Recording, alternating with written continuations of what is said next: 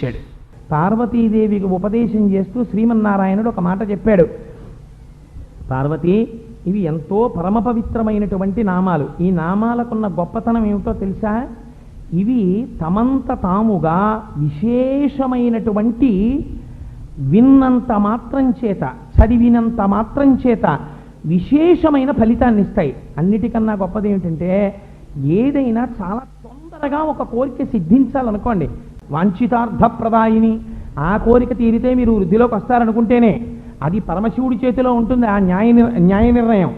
అందుచేత మీరు ఏదైనా చాలా తొందరగా ధర్మబద్ధమైనటువంటి కోరిక తీరకపోతే ప్రమాదం అని అనుకున్నారనుకోండి, అప్పుడు పెద్దలు చెప్తారు, ఒక్కసారి శివాష్టోత్తరం చదువుకుని బయలుదేరండి అంటారు.